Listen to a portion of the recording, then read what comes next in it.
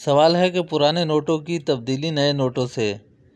اکثر عید وغیرہ میں جو ہم اکثر نئے نوٹ لیتے ہیں تو اس کے متعلق یہ کسی نے سوال پوچھا ہے۔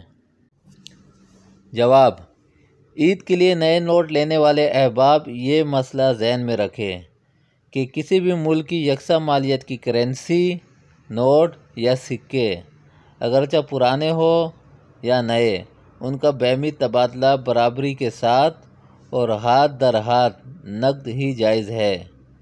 ایک ہی ملک کی کرنسی کا کمی یا زیادتی کے ساتھ باہمی تبادلہ سود اور حرام ہے۔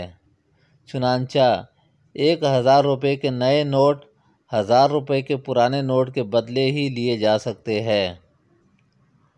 1000 روپے کے نئے نوٹ 1020، 1050 یا 1100 روپے میں فروخت کرنا یا خریدنا ناجائز اور سود ہے۔ لہٰذا نئے نوٹوں کے چکر میں سود جیسے گناہ کبیرہ کا ارتکاب کرنے سے اجتناب کرے۔